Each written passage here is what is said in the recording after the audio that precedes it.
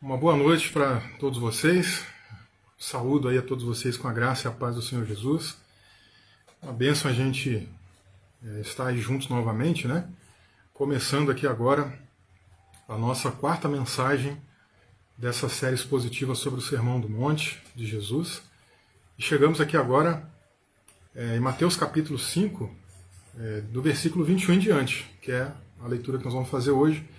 Eu gostaria de convidá-lo então a acompanhar comigo a leitura, Mateus capítulo 5, a partir do versículo 21 em diante, que diz assim: Ouvistes o que foi dito aos antigos, não matarás. E quem matar será réu de juízo. Eu, porém, vos digo que todo aquele que se encolerizar contra o seu irmão será réu de juízo.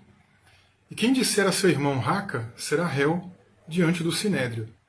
E quem lhe disser tolo será réu do fogo do inferno. Portanto, se tiveres apresentado a tua oferta no altar, e aí te lembrares de que o teu irmão tem alguma coisa contra ti, deixa ali diante do altar a tua oferta, e vai conciliar-te primeiro com o teu irmão, e depois vem apresentar a tua oferta. Concilia-te depressa com o teu adversário, enquanto estás no caminho com ele, para que não aconteça que o adversário te entregue ao guarda e sejas lançado na prisão. Em verdade te digo que de maneira nenhuma sairás dali enquanto não pagares o último ceitil. Amém. Nós vamos falar nessa noite sobre a revisitação de Jesus na lei, nas interpretações da lei, e gostaria então que a gente orasse inicialmente aqui, pedindo graça, para Deus, para que Ele nos ilumine, para que a gente tenha aqui um momento de aprendizado, um momento de edificação. Então, onde você estiver aí, feche seus olhos comigo, vamos orar.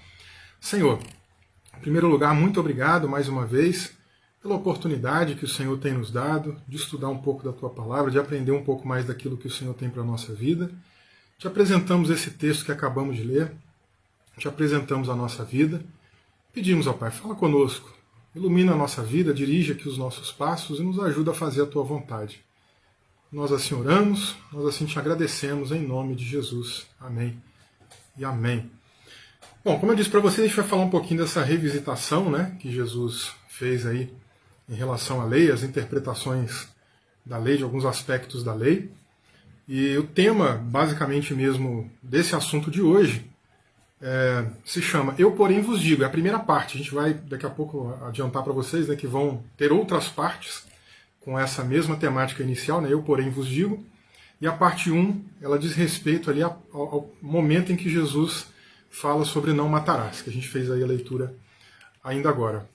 Bom, só para recapitular um pouquinho do que a gente viu até aqui e encaixar um pouco nessa sequência que a gente está fazendo, que de uma semana para outra a gente vai esquecendo um pouquinho de onde a gente falou, do que a gente já falou, mas a gente viu que o Sermão do Monte ele começa então com as bem-aventuranças do cidadão do reino de Deus. A gente também viu que esses cidadãos do reino eles são comparados aí ao sal da terra e à luz do mundo. A gente viu na semana passada, na nossa última exposição aqui, que muitas pessoas vinham pensando que Jesus estava trazendo um ensino novo, que ele estava trazendo ali uma novidade, e ele mostrou que não, que o que ele estava fazendo na verdade era simplesmente trazer as velhas verdades do reino de Deus, as velhas verdades encontradas ali nas Escrituras, E com base nisso ele até mostra, eu não vim aqui para destruir, para abrogar, para destruir a lei, mas eu vim na verdade para cumprir.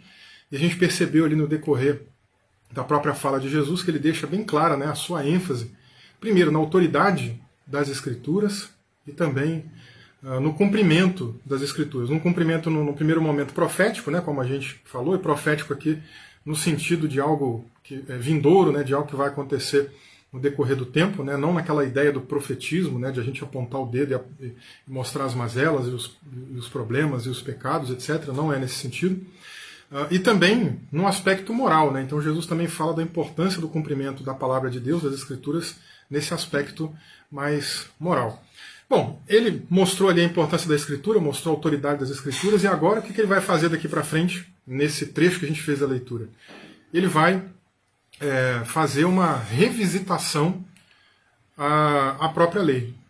E em paralelo com isso, mais diretamente até mesmo com algumas interpretações erradas, equivocadas, que alguns escribas e fariseus, e principalmente pessoas até mais antigas, vinham fazendo, né, da lei de Moisés, da palavra do Senhor, e repassando isso de uma maneira errada. Então, se a gente lembrar um pouco lá do que Jesus falou, né, no final do discurso anterior, ele mostra essa realidade das Escrituras, né, no sentido de que a palavra de Deus ela tem essa autoridade, e ele também, naquele aspecto moral, mostra que a nossa justiça ela tem que exceder a dos escribas e fariseus. Porque se a gente não fizer isso, de maneira nenhuma a gente vai entrar no reino dos céus. Né? É o versículo de número 20 lá, né, que ele mostra um pouco sobre isso. Então daqui para frente ele faz essas revisitações aí à palavra do Senhor e algumas interpretações, e é por isso então que ele começa ali basicamente, né, um pouco da sua fala com uma fórmula que vai se repetir diversas vezes, que é a fórmula ouviste o que foi dito. Algumas vezes ele, na maioria das vezes ele ainda coloca, né, aos antigos. Então, ouviste o que foi dito aos antigos. Depois ele cita o que foi dito aos antigos e em seguida ele fala, né, eu porém vos digo. Então essa é uma fórmula que vai se repetir ali com uma certa frequência. Ao todo, na verdade, por 5 vezes. E cada uma dessas vezes ele revisita um aspecto da lei de Moisés e até mesmo da Torá oral. O que é a Torá oral? É aquilo que a gente falou lá no início, né, da nossa série de mensagens aqui, que tem a ver com a tradição dos anciãos, tem a ver com a maneira como eles iam repassando, né, algumas ideias, além daquilo que estava escrito ali na Escritura. Então ele vai revisitar 5 aspectos aí. Eu vou adiantar para vocês quais são esses aspectos, a gente vai falar de um deles hoje, no decorrer aqui da sequência das nossas mensagens, a gente vai abordar os outros, né? Mas a primeira vez que Jesus usa aquela fórmula, ela envolve aí a questão do assassinato. A segunda, o problema do adultério. Em terceiro lugar, os juramentos. Em quarto lugar, a lei de talião, ou seja, aquela ideia, né, do olho por olho, dente por dente. E por último, o amor aos inimigos. Então, ele vai usar aquela fórmula, ouviste o que foi dito, eu porém vos digo, né, por 5 vezes e nessas 5 ocasiões. Cada uma delas dá para a gente trabalhar, dá para a gente fazer uma exposição mais calma, mais detalhada, né, para entender melhor. E vamos começar aqui hoje falando então justamente sobre, sobre essa questão aí do assassinato. Bom, a primeira coisa que eu quero levantar aqui com vocês é que essa frase, da maneira como ela está na maioria das nossas versões em português, ela não é a melhor tradução. Né? Ou seja, ao invés de aos antigos, né, ouviste o que foi dito aos antigos, a melhor forma de traduzir deveria ser ouviste o que foi dito pelos antigos. Isso pode parecer assim de imediato, no primeiro momento, não fazer muita diferença, mas faz uma diferença muito grande. Eu vou explicar daqui a pouco o porquê disso. A gente até encontra esse tipo de tradução, né, do jeito que eu falei, ouviste o que foi dito pelos antigos, a gente até encontra em português. A gente vai encontrar em português na King James, traduzida, né, em português, que a gente já tem ela. Na King James original, em inglês, também está dessa forma, tá? E a gente vai encontrar também numa versão chamada Bíblia Literal do texto tradicional anotada, ou às vezes colocada como LTT, tá? Então você vai encontrar essa tradução do jeito que eu estou propondo aqui, pelo menos aí nessas 2 versões. As versões Almeida, NVI, a NTLH, elas vão por esse outro caminho aí que eu citei, ainda mantendo, né, essa ideia de ouviste o que foi dito aos antigos, mas a melhor tradução seria pelos antigos. Agora, por quê que eu estou fazendo aqui essa distinção? Por que eu estou colocando aqui essa questão? Por que isso é importante? Se a gente coloca aí essa ideia, né, de que foi dito aos antigos, quando Jesus segue a fórmula, né, ele apresenta o que foi dito, depois ele segue aí na fórmula que eu mencionei, e ele diz, eu porém vos digo. Isso poderia trazer aí uma falsa ideia de que Jesus está, digamos assim, consertando a lei, de que ele está modificando algo que foi dito antes. Então, vocês ouviram o que foi dito aos antigos. Aí logo em seguida, por exemplo, nessa mensagem de hoje aqui, ele diz ali, não matarás. Né? Bom, quando a gente pensa nessa citação direta que ele faz ali do 6º mandamento do Decálogo, e logo em seguida ele também diz, eu porém vos digo, fica parecendo que ele está consertando. E não é essa a questão que está acontecendo ali. Até porque, gente, se a gente voltar, por exemplo, um pouco antes, né, até na mensagem da semana passada, para poder ficar mais claro aí para a gente, o que acontece? É só a gente lembrar que Jesus já tinha defendido a autoridade das Escrituras. E vamos lembrar que ele disse que cada detalhe pequenininho, cada detalhe minúsculo, ele usou ali, né, expressões para poder mostrar para a gente essa ideia, né, de que pequenos símbolozinhos do próprio idioma do hebraico, né, um risquinho semelhante, por exemplo, ao nosso apóstrofo, semelhante a um acento agudo, alguma coisa do tipo, nenhum detalhezinho desse vai passar.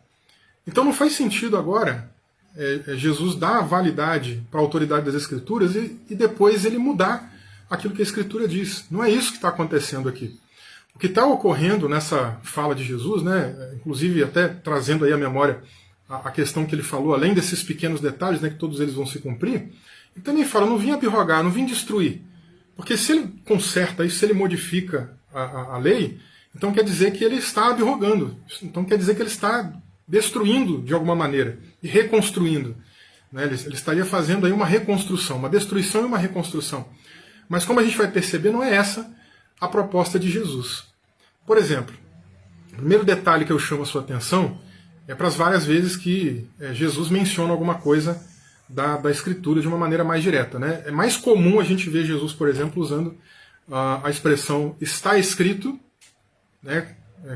Por exemplo, lá em Mateus capítulo 4, verso 4, verso 7 e 10 também, naquele contexto lá da tentação de Jesus no deserto. Isso também vai aparecer lá em Lucas capítulo 2, verso 23, Lucas 4, 4. Então, quando ele diz ali, está escrito, ele está fazendo uma menção direta, uma citação mais direta.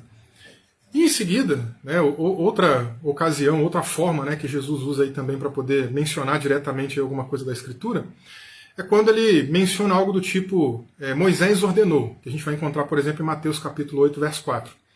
Aqui a gente sabe, nesses casos, não é, que Jesus está fazendo uma menção direta do texto bíblico. Já no caso aqui do Sermão do Monte, nessa fórmula que ele faz, né, o visto que foi dito, e eu estou mostrando para vocês que o ideal seria pelos antigos, né, ele não apenas está apresentando algo que faz parte da lei, mas algo que também tem sido interpretado a respeito da lei. E a gente já pode, inclusive, perceber isso nesse mesmo texto aqui que a gente apresentou. Por quê? Porque ele segue a fórmula, ouviste o que foi dito. Né? O que foi dito? Não matarás. E ele faz a menção disso. Isso aí é o sexto mandamento do Decálogo. Né? Mas tem um acréscimo. E o acréscimo é justamente quem matar será réu de juízo. E essa expressão, essa frase toda, não existe no Antigo Testamento. Você não vai encontrar ela em lugar nenhum. O que era esse réu de juízo? Só para a gente ter uma noção. Por exemplo, né?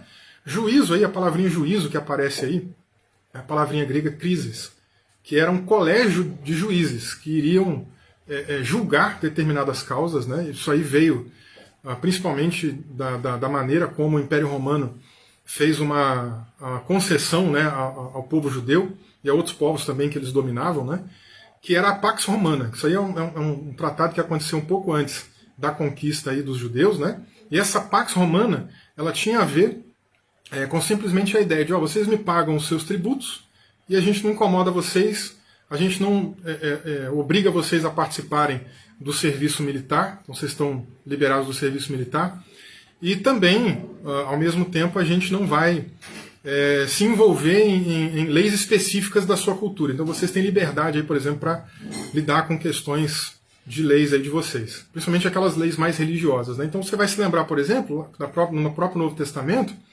a gente tem alguns detalhes sobre isso, né? Especialmente lá nos Evangelhos, no livro de Atos, né?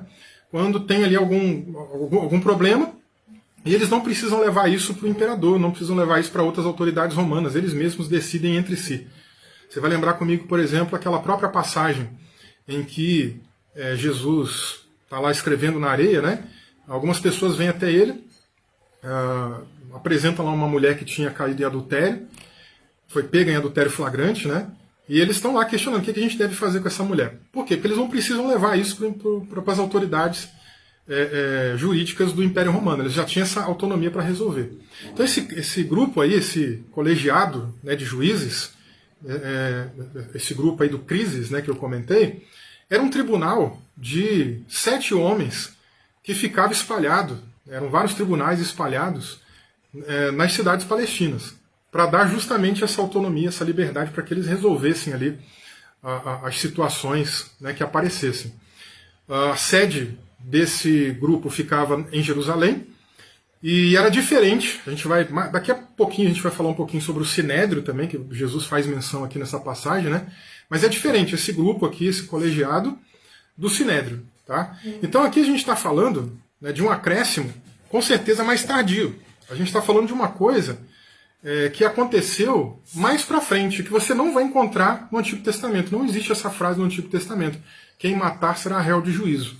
Não existe. Mas, claro, o conceito, a ideia, né, o que acontecia com alguém que era um homicida, a lei ela dava as diretrizes. Inclusive a pena para quem matava era a própria pena de morte. Né? Então, matou. Ele vai ser julgado, e esses homens aí que faziam parte desse colegiado julgam. Pena de morte, a pessoa era morta. Tá? Então era isso que acontecia. Mas, de novo, só para explicar aqui, quando Jesus diz lá, né, ouviste o que foi dito aos antigos, ao invés de aos antigos, seria pelos antigos. Né? E nesse caso aqui, então, a gente tem um acréscimo, né, de pessoas que vieram aí explicando, né, esse mandamento e outros mais, e outras tradições mais que vieram servindo até como uma espécie de adendo na lei de Moisés, que a gente viu que tinha mais de 600 mandamentos na nossa primeira mensagem. Bom, o mais próximo que a gente tem no Antigo Testamento, mais próximo, mas que na hora que eu citar aqui o texto você vai ver que ainda está bem distante, mas o mais próximo dessa frase é Gênesis 9,6. Quem derramar sangue de homem, pelo homem terá o seu sangue derramado.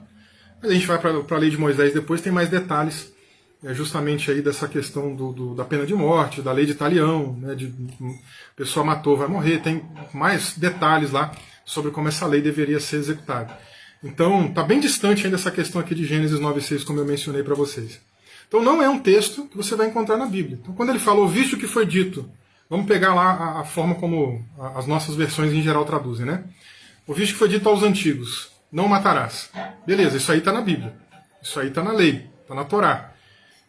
Agora, quem matar será réu de juízo, não está na Escritura. Isso aí é um adendo posterior, tá bom? Então, por isso, como a gente percebe aqui que claramente esse é um adendo, esse é um adicionamento, por isso, e por outras razões que eu ainda vou mostrar aqui, também aqui na sequência, a gente consegue mostrar que a ideia lá, a melhor tradução seria pelos antigos.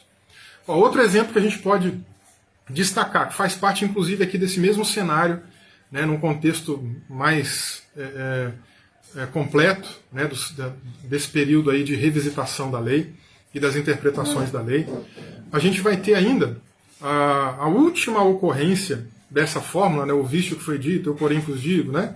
Na última fórmula, na última ocorrência, na quinta e última ocorrência, a gente vai ter Jesus dizendo ali também sobre o mandamento de amar o próximo. Ouviste o que foi dito, amarás o teu próximo. Eu porém vos digo. E odiarás o teu inimigo, né? E depois ele segue ali com eu porém vos digo. Agora, se você procurar aí também na Escritura, odiarás teu inimigo, não tem. Não existe em lugar nenhum do Antigo Testamento. Então, essa frase, inclusive, né, reforça novamente nessas duas ocorrências que eu apresentei para vocês, né, de adicionamentos posteriores, reforça aí para a gente um pouco de que a melhor tradução seria algo que foi ensinado pelos antigos, ao invés de aos antigos. Porque aos antigos, o visto que foi dito aos antigos poderia trazer essa confusão, né, de que a gente está fazendo uma menção direta de Moisés e Jesus está consertando depois. E não é isso que está acontecendo aqui em hipótese alguma.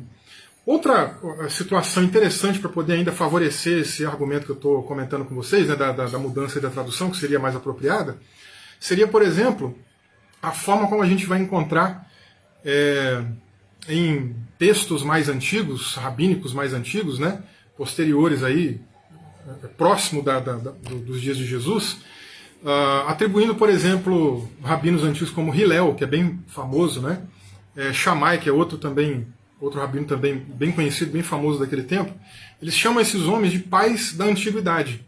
E rabinos ainda mais antigos do que esse também. O Hillel é um dos mais famosos rabinos aí da cultura judaica, né? Quando o apóstolo Paulo fala lá, por exemplo, que ele estudou, né, aos pés de Gamaliel. Gamaliel era aí um dos parentes desse Hillel, né, desse famoso rabino daqueles tempos. Isso corrobora um pouquinho também até com a fórmula de Jesus, porque ele fala assim, ouviste o que foi dito pelos antigos, né? Já estou colocando pelos aqui de uma vez. Ouviste o que foi dito pelos antigos. A palavra antigos ali, o adjetivo antigos ali que aparece, é arcaicos no grego, né? É uma palavra bem aportuguesada, se a gente for parar para pensar. A gente tem, né, uma origem etimológica da nossa palavra arcaico aqui do grego. O que é essa ideia aqui do arcaicos? Ela significa aí a ideia de homens de outrora, homens antigos, pioneiros, né, que também favorece um pouco dessa proposta que eu estou trazendo aqui. Então, ouviste o que foi dito pelos antigos, por esses mestres, por esses doutores da lei, por esses ensinadores mais antigos. Então, o que Jesus está contrastando no decorrer aqui dessa fórmula, dessas 5 vezes que ele vai usar essa fórmula, é o seguinte: o que esses homens disseram, ouçam o que esses homens disseram.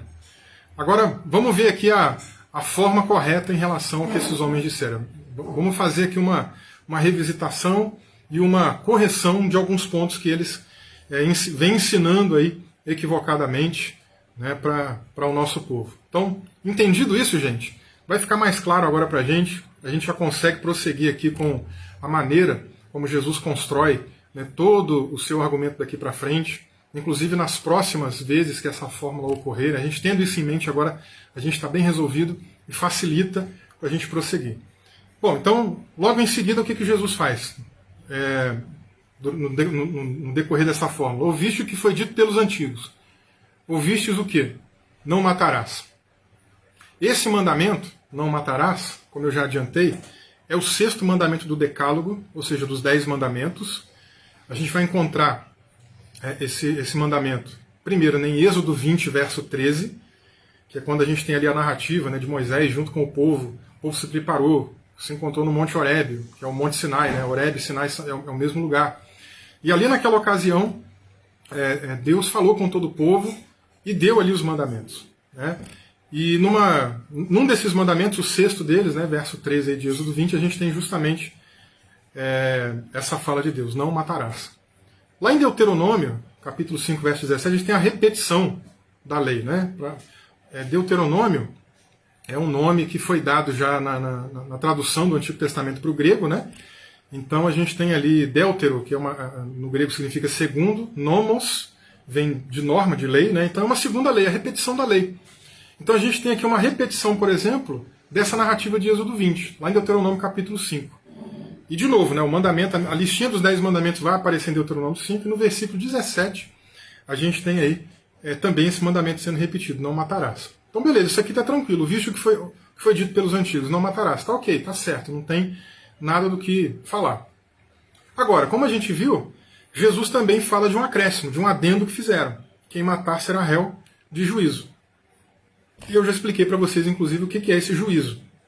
Era um grupo de pessoas ali que fazia justamente esse papel de julgar, né, determinadas causas. Tá? Então, isso aí também a gente já comentou, já ficou um pouco mais claro aí para a gente. Já ficou claro para a gente também que é um adicionamento, não preciso, né, voltar a repetir essa questão. Embora a gente não encontre diretamente, né, essa frase no Antigo Testamento, a ideia conceitual dela, né, de que quem matar vai ser réu de juízo, vai ser julgado, vai ser até executado, né? Isso aí a gente vai encontrar, né, a ideia, o conceito a gente vai encontrar no Antigo Testamento. No decorrer do Pentateuco e da Torá, a gente vai encontrar vários casos em que a lei de Moisés vai estabelecer a pena de morte, né, para quem matasse. Então matou, num caso do que a gente chama aqui, né, na nossa cultura, no nosso direito brasileiro aqui, a gente chama de homicídio doloso, que é aquele em que tem intenção de matar, né, a pena era a pena de morte, era execução, matou, morreu. No caso de homicídio culposo, sem querer, né, ou até por querer, mas numa autodefesa, né, numa legítima defesa, por exemplo, nesse caso a pessoa ficava exilada até a morte do sumo sacerdote. E o local de exílio era numa das cidades escolhidas ali para serem as cidades para essas pessoas aguardarem, né, até a morte do sumo sacerdote. Tá bom? Então, basicamente era isso que acontecia, mas a gente tinha lá esse conceito de matou a pessoa, então ela sofria com a pena de morte. E Jesus daqui para frente agora vai fazer a revisitação, tanto na lei, porque ele menciona a lei, mas principalmente na interpretação dessa lei, e nessa questão do adendo, né, de como essa lei estava sendo interpretada e repassada para as pessoas. Não sei se vocês já perceberam, né, a facilidade que a gente tem de repassar informações às vezes. Né? Por exemplo, e às vezes informações falsas. Né? Você já deve ter ouvido em algum momento aí da sua caminhada cristã alguém dizendo assim, a Bíblia diz, faça a tua parte, eu te ajudarei. Não existe essa frase na Bíblia, por exemplo. Você já deve ter ouvido, em algum outro momento aí da tua caminhada, né, outras frases, né, como, por exemplo, não cai uma folha da árvore sem que Deus queira. Não existe também, né, essa frase na Bíblia. E muitas outras. Né, tem uma série de frases aí que as pessoas vão repetindo e não se encontram na Bíblia. Às vezes o conceito está lá, mas a frase em si não está. Né, então, é um pouco do que acontece aqui. E a gente repassa essas informações falsas, gente, com muita facilidade. Isso é incrível. Né? Então a gente tem lá naquele tempo de Jesus, naqueles dias, né, que antecederam Jesus, pessoas ensinando isso sendo repassado, e agora Jesus quebrando um pouco da maneira como eles ensinavam aí erroneamente a respeito dessa questão. Então veja aqui comigo, quando Jesus agora faz a revisitação, o foco dele é justamente mostrar que a interpretação do sexto mandamento, ela não é uma interpretação apenas literal, mas ela também vai além dessa literalidade, ou seja, do aspecto físico. Porque quando a gente fala não matarás, na mente de qualquer indivíduo, né, vem mais facilmente a ideia literal, física, de uma pessoa ir lá e assassinar a outra, cometer um homicídio. Mas a gente vai perceber que a revisitação de Jesus vai além disso, transcende essa ideia da literalidade. A gente vai perceber que Jesus vai falar agora de aspectos mais espirituais, de aspectos mais emocionais, de aspectos mais interiores, né, para ser mais justo aqui com a forma como ele vai abordar. E nessa revisitação isso vai afetar completamente o nosso modo de viver e de lidar com o próximo. Isso é interessantíssimo também na maneira como ele faz essa revisitação. E mencionando a revisitação dele agora, presta atenção aí o que ele diz no versículo 22, que começa assim, eu porém vos digo, que todo aquele que se encolerizar contra o seu irmão será réu de juízo. E quem disser a seu irmão raca, será réu diante do sinédrio. E quem disser tolo, será réu do fogo do inferno. Gente, eu não tenho dúvida de que essa fala de Jesus, ela excedia demais a justiça dos escribas e fariseus. Lembra da semana passada, da última mensagem? Lembra que quando Jesus estava falando que não veio destruir a lei, mas cumprir, ele também falou isso? Ele também mencionou, olha, se a justiça de vocês não exceder, não for além da justiça dos escribas e fariseus, vocês não vão entrar no reino de Deus, no reino dos céus. Lembra que ele falou isso? Pois é, eu não tenho dúvida. O que Jesus falou aqui agora, você se encolerizar com seu irmão, se você chamar seu irmão de raca, se você chamar o seu próximo de tolo, né, olha a gravidade das coisas, você tanto pode ser réu de juízo, como réu do sinédrio, como até réu do inferno. Olha a gravidade, a seriedade. Isso excede em todos os sentidos, em todos os aspectos, a justiça dos escribas e fariseus. E eu vou mostrar para vocês como que isso excede. Você vai ficar assim, boca aberta junto comigo, como eu fiquei quando analisava essa passagem bíblica. Então, por exemplo, só o fato de Jesus dizer assim, bem no início aí, né, se você se encolerizar contra o seu irmão. A palavra cólera ali, gente, é ira, fúria, raiva. Quem é que nunca sentiu uma raiva? Quem é que nunca sentiu uma fúria? Né? E irmão aqui, a gente não precisa pensar aqui no sentido daquela pessoa que serve a Deus junto com a gente na mesma comunidade, na mesma igreja, ou em outra denominação. Não, aqui a ideia é de próximo, né? Ou seja, de você se encolerizar contra qualquer pessoa. Tá? Então, quem é que nunca se encolerizou contra alguém? Quem é que de repente no trânsito, né, nunca ficou zangado com uma fechada? Quem é que nunca ficou zangado porque alguém não deu passagem? Quem é que de repente andando na rua uma pessoa falou alguma coisa e você ficou chateado, ou no seu ambiente de trabalho alguém fez uma fofoca e você ficou zangado? Todo mundo já passou por isso. Então, quando Jesus fala essa questão, gente, todo aquele que se encolerizar contra o seu irmão é réu de juízo, ou seja, ele já está sujeito a ser julgado por aquele coletivo de 7 homens, por aquele conjunto de 7 homens, né, que tinham essa função, né, de julgar determinadas causas. Só aqui já excede a justiça dos fariseus e dos escribas. Só aqui já tem uma situação muito maior, né, uma cobrança muito maior do que a gente está acostumado. Ele prossegue, né, inclusive aqui, no decorrer da sua fala, dizendo que se a gente chamar o nosso próximo de raca, e aqui a gente não sabe exatamente o significado dessa palavra, provavelmente ela tem a ver com uma palavra aramaica, né? Só para você entender o porquê que eu estou dizendo isso. Naqueles dias de Jesus, o idioma que os judeus falavam era o aramaico. O idioma, vamos dizer, universal, né, que aquela região falava era o grego, como o inglês hoje é para a gente aqui, no nosso mundo atual, né? Na liturgia, né, eles também tinham espaço para falar o hebraico, mas pouquíssimas pessoas falavam naquele tempo. Tá? O hebraico ficou um idioma mais esquecido, poucas pessoas dominavam. Então tinha algumas pessoas que falavam.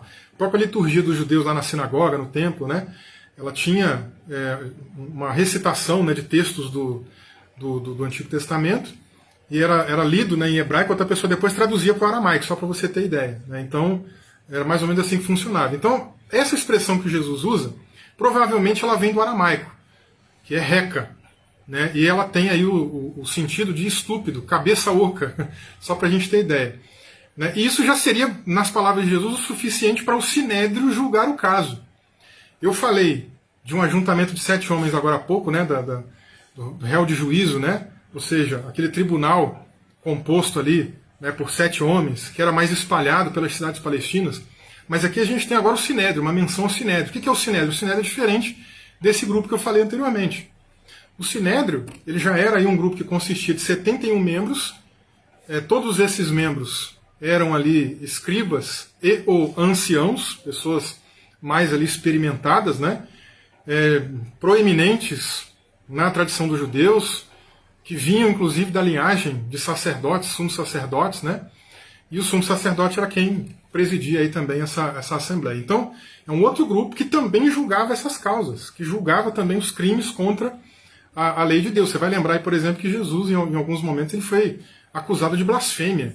Né? Isso deveria ser levado para o sinédrio. Quando Jesus está lá mais chegando próximo da crucificação, né, ele roda, né, ele vai para o Império Romano, mas os judeus também julgam ele, então ele está participando desses julgamentos. São essas pessoas que estão julgando ele, para a gente ter ideia, né, do que está acontecendo. Então, nas palavras de Jesus, olha a seriedade disso. Se a gente chamar uma pessoa, né, com essa intenção ruim, pejorativa, né, de estúpido, cabeça oca, né, quem é que nunca de repente usou uma expressão como essa? Já é o suficiente para a gente ser julgado pelo sinédrio. Por quê? Porque já estaríamos transgredindo o 6º mandamento, gente. Basicamente é isso que Jesus está dizendo. Só de falar isso, a gente já está transgredindo o 6º mandamento. Não matarás. Tá, mas na cabeça de muita gente, não matar é só ir lá e executar a pessoa, tirar a vida. Mas não, está percebendo como é que a coisa é muito mais grave, muito mais séria? E aí, na sequência, Jesus mostra uma gravidade ainda maior, porque transcende o tribunal, vamos dizer, local, menor, né? Transcende o tribunal do Sinédrio, que é o tribunal nacional ali dos judeus, e inclusive essa pessoa pode ser réu não apenas dessas duas instâncias, como até mesmo réu do inferno. Ele chega a dizer que quem chama o seu irmão, né, aí pegando aqui a palavra grega que é usada lá em Mateus, de mori, que no grego significa aí idiota, tolo, ímpio, incrédulo, já justifica aí uma condenação, por exemplo, ao inferno. A palavra que ele usa lá para inferno é a palavrinha grega geena. Essa palavra ela tem a ver ali com um lixão que existia naquele tempo, que as pessoas jogavam, né, todas as coisas que não prestavam mais, um monte de coisa que não servia, eles jogavam tudo ali, tacavam fogo e ficava ali num fogo que não se apagava. Primeiro porque eles sempre alimentavam, né, com alguma coisa nova, e em segundo lugar também porque aquele fogo ele ia se alastrando, né, tinha uma série de líquidos ruins, né, de vermes por ali, e é nessa linguagem que Jesus inclusive usa aí para falar, né, do inferno como sendo um lugar que o fogo não se apaga e o verme não morre, né, para a gente ter uma noção. Então ele faz menção a isso, ou seja, a pessoa que usa um palavreado pejorativo como esse, né, para se referenciar a outra pessoa, ele já é digno, digamos aí, de ser condenado ao inferno. Então olha a gravidade, olha a seriedade, né, dessas questões aí que Jesus está dizendo até aqui. E aí, gente, de novo, eu destaco, eu não tenho nenhuma dúvida de que até aqui o que Jesus está mostrando para a gente excede, vai muito além da justiça dos escribas e fariseus. Vai muito, mas muito além daquilo que era ensinado. E a questão aqui, quando ele faz essa menção, né, vocês ouviram que foi dito aí pelos antigos, né, pelos escribas e fariseus, por rabinos, por estudiosos, em relação aí ao 6º mandamento, é que esses homens, eles ensinavam apenas o aspecto exterior dessa lei. Né? Ou seja, então, ó, você não pode matar, não matarás. Beleza, então não vai lá e não tira a vida do outro. Mas quantas pessoas que às vezes não tiravam a vida do outro, mas se zangava com uma outra pessoa, ficava com raiva de uma outra pessoa, e no seu coração essa pessoa guardava uma série de sentimentos ruins, uma série de sentimentos negativos. Ela até desejava a morte do outro, ela até desejava que o outro se desse mal. Às vezes ela até maquinava determinadas situações, né, para que aquela pessoa se desse mal. Tinha uma série de sentimentos vingativos dentro de si. Então, enquanto a gente tem ali esses homens, né, o que foi dito pelos antigos, né, no aspecto apenas exterior, a gente tem agora Jesus trazendo aí o aspecto interior desse sexto mandamento do Decálogo. Então Jesus tem essa preocupação mais direta com esse aspecto interior do Decálogo. E aí veja bem aqui agora como é que ele vai tratar isso de modo prático. Porque ele já está claro para a gente o que é, o que ele quis dizer, mas ele agora vai deixar mais claro para a gente e vai colocar isso de uma maneira prática. Ou seja, como é que eu vivo isso? O que isso tem a ver com o meu dia a dia? E aí presta atenção comigo, como é que Jesus menciona esse aspecto prático do sexto mandamento da lei, né? Do sexto mandamento do Decálogo, nesses dois versículos, 23 e 24. Observa comigo. Portanto, se estiveres apresentando a tua oferta no altar, e aí te lembrares de que teu irmão tem alguma coisa contra ti, deixa ali diante do altar a tua oferta e vai conciliar-te primeiro com teu irmão. Depois vem e apresenta a tua oferta. Então Jesus está dando aí um exemplo prático, comum no dia a dia daquele pessoal que estava ouvindo ele. Pessoas que frequentavam sinagoga, pessoas que frequentavam o templo, que estavam habituados, né, a essa prática da liturgia, de ir para o culto, de entregar a sua oferta. Sabem o que Jesus está dizendo muito bem. E a gente ainda tem ali uma outra questão relacionada à ideia do altar e da própria oferta. Vou mencionar aqui, por exemplo, Mateus 23, 18, para a gente ter uma ideia de como é que os fariseus enxergavam essa dinâmica entre altar e oferta. Aqui Jesus está fazendo uma crítica a eles, né, em Mateus 23, 18. Já chamou eles lá de hipócrita, né, um pouco antes. Tal. Mateus 23 tem aquela sequência, né, também de ais e de chamadas de atenção aos fariseus ali, chamando eles de hipócritas. Então veja que, por exemplo, nesse versículo que Jesus está chamando a atenção deles. Quem jurar pelo altar, isso nada é. Mas quem jurar pela oferta, que está sobre o altar, fica isso obrigado pelo que jurou. Isso aqui é a crença dos fariseus, que Jesus está mencionando para depois criticar. Depois ele fala, seus hipócritas, não é a oferta mais importante, não é o altar, aliás, mais importante do que a oferta, o altar não santifica a oferta e tal, né? Então Jesus critica aí essa crença que os fariseus repassavam aí, que muita gente adotava. Então, ó, vou repetir de novo aqui como que os fariseus acreditavam em relação a essa dinâmica aí entre oferta e altar. Presta atenção aqui em Mateus 23, 18. Quem jurar pelo altar, nada é. E eles já valorizavam bastante o altar, mas nesse caso aqui, um juramento pelo altar para eles não tinha tanta importância. Mas quem jurar pela oferta sobre o altar, ficou obrigado do que jurou. Então olha a seriedade que eles tinham em relação à própria oferta em si. E Jesus agora está mostrando aqui o quê? Você chegou lá num dia de culto, vai entregar a tua oferta, algo muito especial, algo muito sacrossanto, né, para deixar assim bem fortalecido, né, na maneira como esses fariseus acreditavam, né, aquela coisa bem santa, estou levando a minha oferta santa diante do altar. Mas aí o que acontece? A pessoa lembra naquela ocasião que alguém tem alguma coisa contra ela. Não o contrário, não é você. Imagina aí, se coloca nessa situação, você indo para a igreja, indo para o culto, e de repente você está levando ali a tua oferta, e você lembra que alguém tem alguma coisa contra você. Que você não está em paz e que outra pessoa não está em paz contigo, por alguma coisa que já aconteceu. Você lembra que outra pessoa tem alguma coisa contra você. Não é o contrário, não é você que tem contra alguém. É alguém que tem contra você. E aí o que você faz? Ao invés de você depositar a tua oferta, Jesus está dizendo ali, deixa ela ali em cima do altar, deixa ela ali prévia, né, preparada para ser entregue, e primeiro, vai lá se reconciliar com essa pessoa. Primeiro, resolve essa inimizade com essa pessoa. E depois você retoma e entrega a tua oferta. Gente, de novo, isso aqui com certeza, não temos dúvida, principalmente baseado lá em Mateus 23, que eu mencionei agora, também excede e muito a justiça dos escribas e fariseus. O escriba e fariseu jamais ensinaria uma coisa dessa. Ele ensinaria: você tem a tua oferta? Entrega aqui, porque ela é santa. Isso aí você não pode nem mexer. Isso aí você não pode nem tirar para fazer outra coisa. Tirou a primeira parte, entregou aqui e tal. Eles teriam uma visão muito mais santa em relação à entrega da oferta, né, do que o que Jesus está falando aqui. Jesus está falando: a entrega da oferta pode esperar. Tem algo mais prioritário, tem algo mais importante. A prioridade é o relacionamento aí entre as pessoas. A prioridade é você se reconciliar com quem não está bem contigo. Então, deixa ela aí em stand-by, vai lá, resolve, depois entrega. Essa é a questão. A prioridade é a reconciliação, que nada mais é do que uma renovação de amizade. E isso, gente, não apenas excede a justiça dos escribas e fariseus, não. Isso excede o bom senso, o senso comum da justiça de qualquer pessoa, de qualquer ser humano, de qualquer indivíduo, do que está no coração da gente em geral. Por quê? Porque a gente tem a tendência, né, eu lembrei que alguém tem alguma coisa contra mim. Imagina lá a situação no culto. Você está indo para o culto, está na igreja, está adorando a Deus, vai entregar a tua oferta.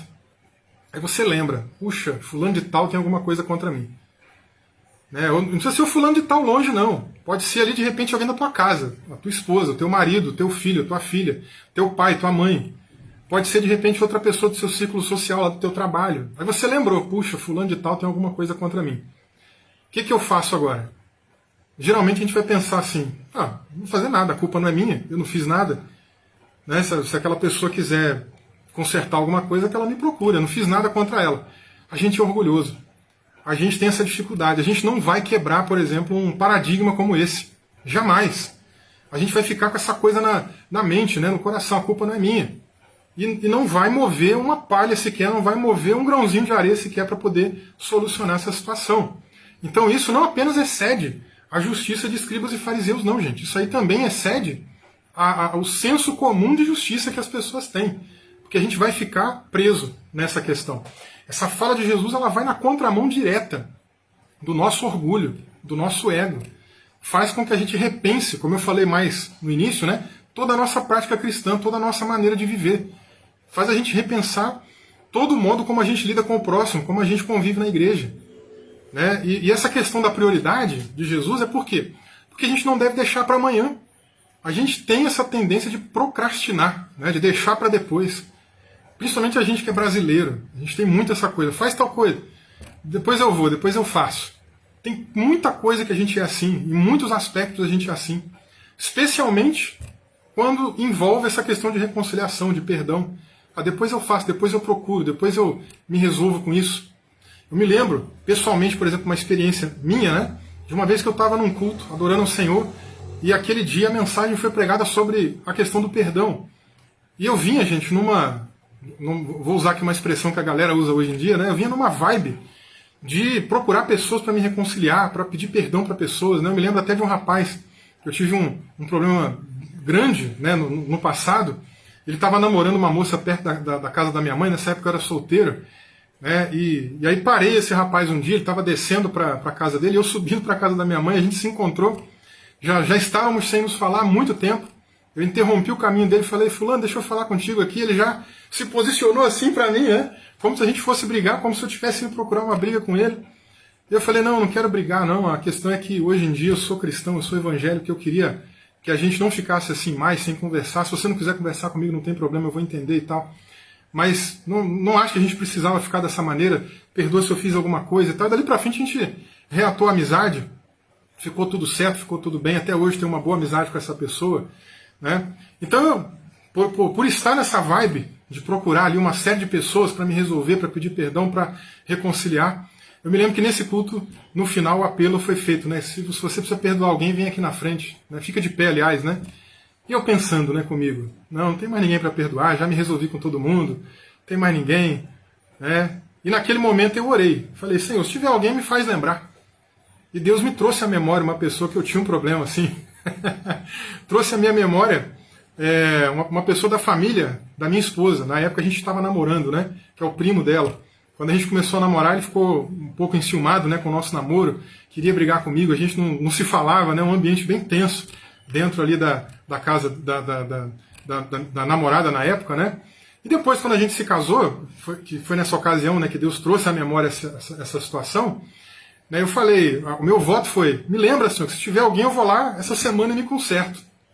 E ele me lembrou e ficou aquilo na minha mente. Naquela semana, eu fui cortar o cabelo, o barbeiro ficava praticamente em frente à casa da minha sogra, né?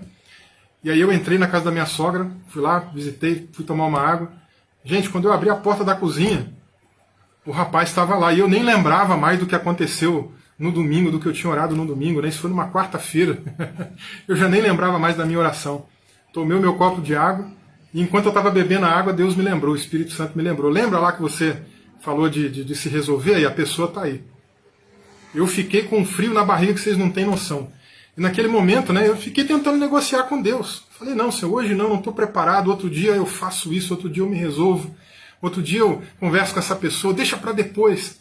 E eu me lembro, gente, como se fosse ontem, o Espírito Santo tocando no meu coração e falando, depois não, faz agora, porque se você deixar para depois, você nunca vai fazer isso. Aí eu criei coragem, né, e nunca tinha sido eu que tinha começado a briga, né? Mas é o que Jesus falou aqui nessa parte do sermão. Se você lembrar que alguém tem alguma coisa contra você, eu poderia ficar me justificando, não, mas a culpa não é minha, eu não comecei, eu não fiz nada. Não, mas o que Jesus está falando é para a gente quebrar esse paradigma, né? Quebrar esse nosso ego, quebrar esse nosso orgulho. E, gente, foi difícil, mas eu tomei coragem, chamei a pessoa, comecei a conversar, falei, ó, já estou casado, a minha esposa praticamente foi criada como a sua irmã, já está grávida, daqui a pouco vai nascer o meu filho, vai ser como se fosse um sobrinho para você, não quero essa inimizade e tal. E graças a Deus, dali para frente tudo se resolveu. A gente se fala muito bem hoje, né? Então, o que Jesus está explicando para a gente é um pouco disso, para quebrar o nosso orgulho. E isso acontece, gente, com muito mais frequência do que a gente imagina. Muito mais frequência do que nós imaginamos. Você pode estar na igreja há muito tempo, há muitas décadas.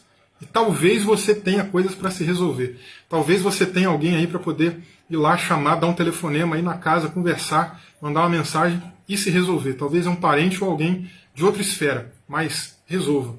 A prioridade de Jesus é para resolver agora. Por isso que ele fala lá, quando ele diz essa questão, deixa a oferta aqui, em stand-by. Ele não está falando isso apenas num sentido literal, né? Ah, você chegou na igreja, lembrou, tá, deixa a oferta ali, vai embora. Não. O que ele está mostrando ali na figura de linguagem dele é da urgência disso. E também da prioridade, né? Ou seja, uma vida, um ser humano, um bom relacionamento com o próximo, é mais prioritário do que, inclusive, as nossas contribuições à igreja. E por que a gente tem que fazer agora? Porque a gente não sabe o dia de amanhã. Amanhã você pode não estar vivo. Amanhã a pessoa pode não estar viva mais.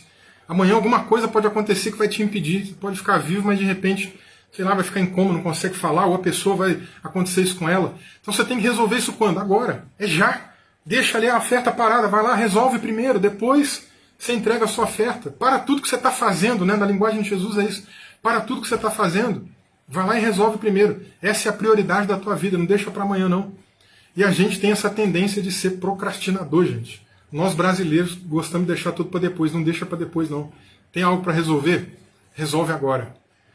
E aí, finalizando, né, essa parte do sermão de Jesus, na parte final aí, ele agora usa de uma aplicação prática ainda, né? Só que agora numa ilustração judicial. A ilustração dele se encontra nos versículos 25 e 26. Se você puder acompanhar comigo, diz assim: concilia-te depressa com teu adversário, enquanto estás no caminho com ele, para que não aconteça que o adversário te entregue ao guarda e sejas lançado na prisão. Em verdade eu te digo que de maneira nenhuma sairás dali enquanto não pagares o último ceitil. Aqui a gente tem que entender que é uma ilustração. É uma espécie de parábola, tá? Como se Jesus estivesse contando uma espécie de parábola. É uma ilustração muito similar ao tipo de linguagem parabólica que Jesus usava. O que era parábola? Era uma coisa do dia a dia, eram situações do dia a dia, uma situação hipotética, não é um fato real. Ele não está pegando um exemplo, igual eu contei aqui, 2 casos. Que eu lidei com 2 pessoas, então ali é um exemplo real, uma ilustração com base em algo real. A parábola é uma ilustração com base em algo hipotético. Só que essa ilustração ela tem aplicações verdadeiras. A história não é verdadeira, é fictícia, mas as aplicações são extremamente verdadeiras, e principalmente de teor espiritual. Então, nessa ilustração que Jesus conta, ele está falando aqui agora de um caso hipotético de dívida. Por quê? Porque ele fala até de moeda, né, de dinheiro. Você vai ficar lá até pagar, você vai ficar na prisão até pagar o último ceitil. Ceitil aqui, só para a gente ter ideia, valia naquele tempo 1/4 de 1 centavo. 25% de 1 centavo, não é nada. 1 centavo já não é nada para a gente, imagina 25% de 1 centavo. Não vale nada. É igual quando a gente vai num posto de gasolina, né? E aí você vê ali a gasolina, aqui em Campinas, ela está numa média aí, R$5,223. O que é 223 centavos? Ninguém paga isso. Né? O cara vai cobrar 24 centavos, ele vai arredondar. Ele não vai nem arredondar para menos, vai arredondar para mais. Né? Então é mais ou menos isso, tá? Só para a gente ter uma ideia. Não vale nada. E aí, a gente sabe que é uma situação de dívida. Jesus, nessa ilustração, ele está falando que esse inimigo, esse adversário, já levou, inclusive, essa causa para a justiça. E Jesus está dizendo, olha, se você tem um problema com alguém aí, ó, né, aí ele pega essa ilustração do cara que está devendo, do cara que já foi acionado pela justiça, talvez já recebeu até a intimação, tem que comparecer, tem que se justificar e tal. Jesus está falando, vai lá resolver com ele fora do tribunal, talvez seja mais fácil. Conversa com ele, vai lá na casa dele, bate na porta, ao invés de esperar chegar no tribunal, reconcilia com ele primeiro. Porque, de repente, nesse caso hipotético, imagina lá que a coisa vai para frente, eles chegam no tribunal, a pessoa já fala, não, já resolvemos, não tem mais nada aqui para resolver, já está tudo ok, né? A gente já colocou os pingos nos i, está tudo certo. Né?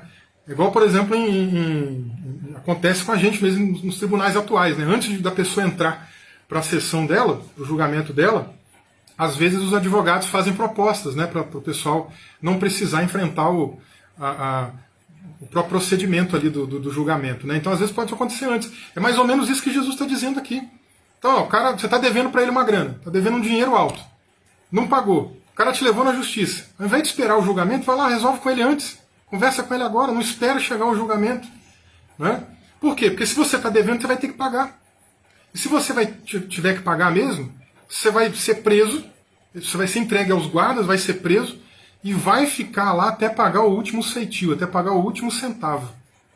E agora, né, como eu disse para vocês, Jesus usa dessa ilustração de uma maneira muito parecida com uma parábola, e aqui eu posso trazer pelo menos alguns significados desses elementos que ele trouxe nessa ilustração. O primeiro deles aí, o juiz, que representa o próprio Deus. O segundo, o guarda, que representa aí algum anjo, né? Porque se a gente pega lá, por exemplo, o sermão escatológico de Jesus em Mateus 24, mais lá para o finalzinho do capítulo, a gente tem, né, a explicação de Jesus de que lá no dia do final, os anjos vão participar da seleção das pessoas. A parábola também do joio e do trigo, né, dá para a gente essa certeza de que isso vai acontecer. Então, no dia que as coisas acontecerem, chegar o tempo final, tempo do fim, os anjos do Senhor vão levar uns para a presença de Deus, para a glória de Deus, e outros para a condenação eterna, para o lago de fogo e enxofre. Tá? Então, esse guarda aqui é algum anjo que vai fazer esse papel. A prisão é o próprio inferno, que a gente viu ali Jesus mencionando o Guiena, né, um pouco antes. E o ceitil aqui é tanto a dívida, como principalmente, né, a forma como ele usa aqui, né, ó, diz assim, você não vai sair de lá enquanto não pagar o último ceitil. Né, ou seja, menciona aqui a impossibilidade dessa pessoa sair desse lugar. Tá? Então, entendido aí um pouco da ilustração, o objetivo prático de Jesus, a moral dessa parábola, né, aqui de Jesus é justamente qual? A moral é, se você tem alguma coisa para resolver, né, como ele falou paralelamente, né, na sua aplicação prática anterior, e agora ele reforça, ele diz, você tem alguma coisa para resolver? Não espera o julgamento. Quando chegar o julgamento, não dá mais tempo de resolver. Você tem alguma coisa contra alguém, tem ódio contra alguém, está guardando no seu coração ódio contra alguém, tem que liberar perdão para alguém, tem que se reconciliar com alguém, faz isso agora. Porque se você ficar acumulando isso até o final da sua vida, você corre um sério risco de ir para o inferno. Né? E lá não tem mais jeito de resolver isso. Chegou no julgamento, não tem mais como resolver isso. Resolve antes do julgamento, resolve antes de ter que prestar conta com o juiz. Resolve antes dessa situação. Por quê? Porque se você resolver antes, você vai ficar livre desse infortúnio, dessa importunação interior. Né? Porque eu vou dizer uma coisa para você.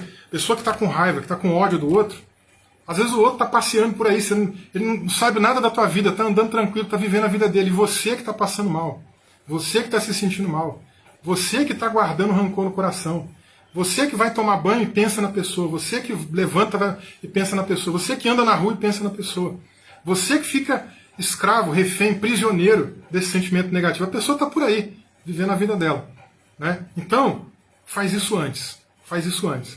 E mesmo que a pessoa não chegue a ser condenada ao inferno, né? Porque a graça de Deus, louvado seja Deus por isso, a graça de Deus ela nos livra de todo pecado, né? Somos salvos pela graça, mediante a fé, não é por obras para que ninguém se glorie, né? Se dependesse da gente ter que perdoar, liberar perdão e tal, talvez ninguém seria salvo, porque todo mundo teria alguma coisa talvez aí no coração, escondido, oculto, e só Deus é que nos sonda e nos conhece.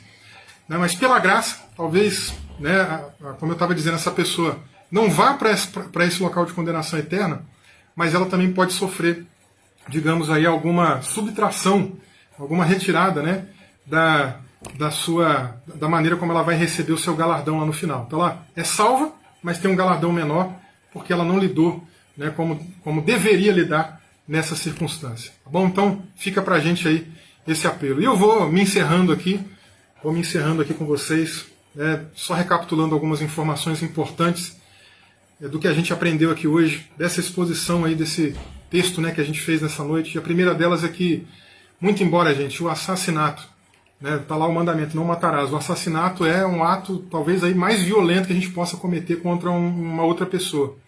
Tem muitos crimes hediondos, né, mas o assassinato talvez seja pior. Por quê? Porque você impediu aquela pessoa de viver. Você tirou a vida dela, não tem como ela fazer mais nada, acabou para aquela pessoa ali. Talvez seja o ato mais cruel mesmo que a gente possa cometer contra o próximo. Agora, nessa explicação de Jesus, que transcende a exterioridade, leva a gente a pensar na nossa interioridade, a gente aprendeu aqui nessa noite o quê? Que guardar ódio no coração, que desejar o mal para o próximo, que ficar com um sentimento vingativo dentro da gente, que não liberar perdão, vai fazendo com que a gente mantenha desejos, pensamentos, sentimentos interiores, tudo isso é interior, mas de maneira impura, de maneira que desagrada ao Senhor. E para nos chocar, né, que a justiça de Deus ela vai além da justiça dos escribas e dos fariseus, a justiça de Deus vai além do nosso senso comum de justiça, e para nos chocar nesse discurso de Jesus, aos olhos de Deus, esse nosso ódio, esses nossos sentimentos ruins, são equivalentes, são semelhantes ao assassinato. Você tem alguma coisa para resolver? Resolve agora. Jesus deixou isso claro. Amanhã não, amanhã talvez não dê tempo. Faz agora, resolve agora. Se você, enquanto essa ministração estava sendo feita, você se lembrou de algo, resolve agora. E eu finalizo aqui mencionando as palavras do apóstolo João, quando ele diz assim: se alguém diz, eu amo a Deus e odeio o seu irmão, é mentiroso. Porque quem não ama ao seu irmão, aquele que ele vê, qual ele viu, não pode amar a Deus, a quem ele não viu. Então, fica aí para a nossa meditação. Tem alguma coisa para resolver? Resolve hoje. Amanhã não, agora, tá bom? Feche seus olhos comigo aí e vamos orar. Pai querido, muito obrigado por esse tempo precioso na tua presença. Muito obrigado, meu Pai, pela tua palavra, porque ela não volta vazia. Muito obrigado, Senhor, por nos ensinar o que é de fato esse mandamento, a seriedade dele, a seriedade do teu reino. E continua, Senhor, nos ensinando, nos instruindo, nos ajudando a viver essa ética elevada do teu reino. Essa justiça que excede, que vai além da justiça dos fariseus e de outros religiosos, e até do senso comum de justiça que todo ser humano tem. Ajuda a gente, Senhor, a viver isso. A amar como o Senhor amou, a viver como o Senhor viveu, a andar como Jesus andou. Nos ajuda. Se há alguém, Senhor, que ouviu essa mensagem, que ouviu essa palavra, e que essa palavra tocou no coração dela, ela tem aí alguma coisa não resolvida com alguém, Senhor, ajuda essa pessoa, porque muitas vezes o nosso ego, o nosso orgulho, a nossa altivez, a nossa soberba, ela não deixa a gente resolver, ela paralisa a gente, ela trava a gente. Mas toca no coração desse homem e dessa mulher. E ajuda, Senhor, para que essa pessoa se conserte, para que ela procure essa pessoa que tem aí alguma coisa que não está resolvida com ela, e que tudo dê certo, Pai, para o louvor da Tua glória. Nós oramos assim, Senhor, nessa noite, e Te agradecemos, em nome de Jesus. Amém e amém. Glória a Deus. Meus irmãos, muito obrigado aí a todos vocês que estiveram aí comigo durante esse tempo. Que o Espírito Santo continue abençoando a tua vida aí tremendamente. Até semana que vem.